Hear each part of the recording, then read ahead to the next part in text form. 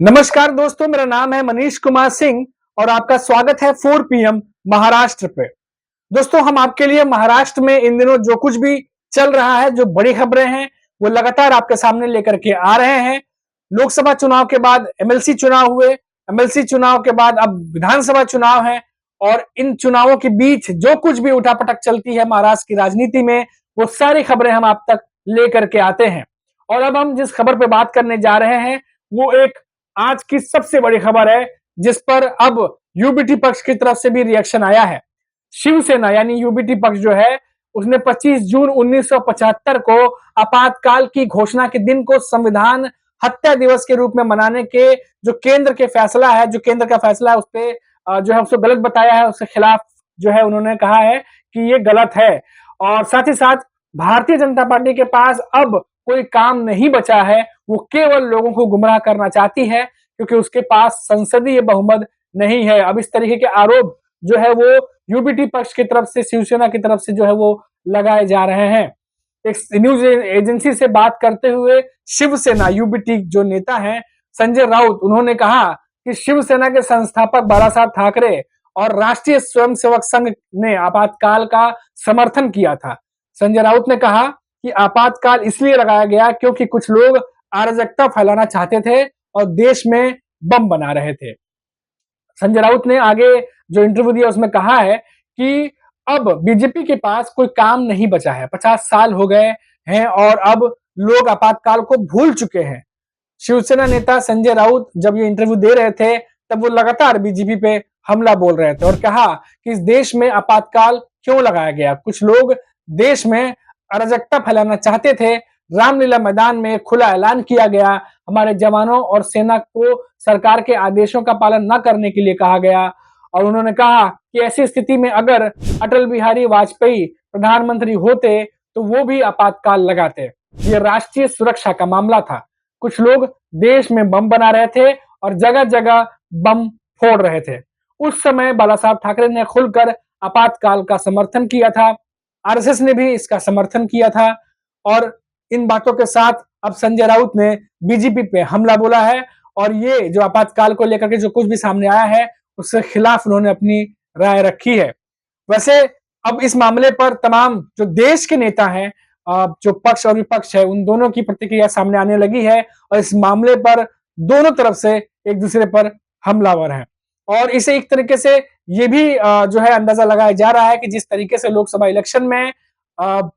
विपक्ष ने संविधान को मुद्दा बनाया कि संविधान बदलने वाला है, एक नैरेटिव गया लोगों के बीच में। और हमने देखा कि जब शपथ समारोह चल रहा था मंत्रिमंडल में, जब सांसद सब पहुंचे, वहां भी जो है वो संविधान की जो किताब है वो विपक्ष ने लहराई। और अब लग रहा है कि बीजेपी को ये पसंद नहीं आ रहा और इसी वजह से ये तमाम कवायद जो है वो अब सामने आ रही है। खैर, अभी देखिए आप कि संजय राउत ने बीजेपी पे हमला किया और अब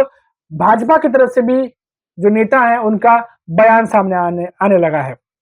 भाजपा नेता अजय आलोक ने कहा कि संजय राउत की आपातकाल पर टिप्पणी अर्थहीन और निरर्थक है। अजय आलोक ने पीटीआई से के साथ में एक इंटरव्यू किया है और कहा है कि वह बाला साहब ठाकरे को भूल गए हैं, वह संविधान हत्या दिवस को कैसे याद रखेंगे। यह दिन महत्वपूर्ण है क्योंकि हमारी वर्तमान और भविष्य की पीढ़ियों को पता होना चाहिए कि 25 जून 1975 को 140 करोड़ भारतीयों के संवैधानिक अधिकार कैसे छीन लिए गए थे। खैर, ये बातें जो है वो बीजेपी के नेता कह रहे हैं, लेकिन कुल मिलाकर अगर इसको देखा जाए तो आप देखिए कि इससे पहले कभी भी जो आपातकाल था उसको लेके बातें होती थी और 2014 के बाद जो है वो बीजेपी चुन करके सरकार में आई है और उसके बाद से कभी भी इस तरीके की बात नहीं उठी कि हत्या दिवस के रूप में इसको मनाया जाए या नहीं मनाया जाए। लेकिन जब भी संविधान की बात होती तो आपातकाल का जिक्र होता था। लेकिन लोकसभा चुनाव में आप देखिए कि जिस तरीके से चुनाव प्रचार शुरू हुए और भाजपा के ही एक नेता जो ये कहते दिखाई दिए कि अगर 400 पार चले गए तो संविधान में बदलाव हो सकता है, जिसके बाद विपक्ष को भी एक मौका मिला और इस बात को वो आगे लेकर चले गए। और कहीं ना कहीं हालांकि बीजेपी ये कहती है कि विपक्ष ने नैरेटिव सेट किया, और लेकिन देखा जाए तो इसमें भाजपा के भी कई नेताओं का हाथ रहा, जिससे ये मैसेज जनता के बीच में गया कि 400 पार के बाद संविधान बदलने वाला है। और चाहे वो कांग्रेस हो, चाहे वो समाजवादी पार्टी हो, चाहे महाराष्ट्र में शिवसेना या शरद पवार की ही पार्टी क्यों ना हो, सबने ये 400 पार के नारे के साथ में संविधान बदलने वाले नैरेटिव को हाथों हाथ लिया और इसी को भी मुद्दा बनाया और जो लोगों तक पहुंचा। और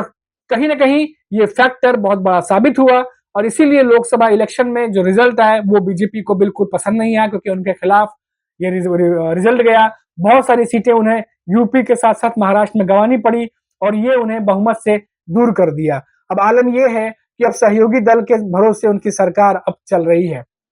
लेकिन इस संविधान के नैरेटिव को कैसे बदला जाए, संविधान का जो एक कह सकते हैं जो मुद्दा उठा हुआ है विपक्ष की तरफ से, उसे कैसे आगे पीछे किया जाए या उसको कैसे भेदा जाए, उसी रणनीति के तहत ये ऐसा समझ में आता है कि अब जो आपातकाल की बात की जा रही है, संविधान के हत्या दिवस के रूप में मनाने की बात की जा रही है, ये तमाम जो चीजें की जा रही हैं ये कहीं ना कहीं उसका एक काट नजर आता है इस समय, क्योंकि अभी आने वाले समय में महाराष्ट्र में विधानसभा चुनाव है, उसके बाद और 2 राज्यों में चुनाव है और अब बीजेपी बिल्कुल भी नहीं चाहती कि संविधान बदलने वाले नैरेटिव के साथ में वो कोई चुनाव में उतरे, क्योंकि उसे फिर से नुकसान हो सकता है, क्योंकि पहले भी ये देखा गया था। अब ऐसे में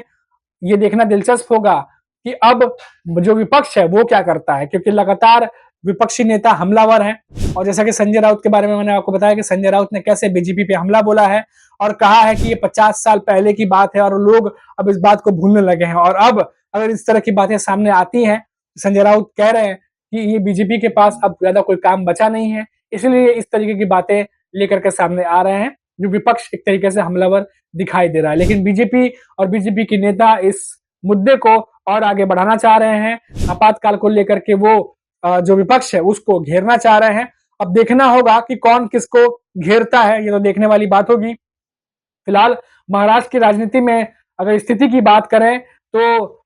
अभी एमएलसी चुनाव जो है वो संपन्न हुए हैं और एमएलसी चुनाव में देखा गया कि इस बार क्रॉस वोटिंग की जो संभावना थी उसमें कांग्रेस की तरफ से जो है वो क्रॉस वोटिंग की गई है और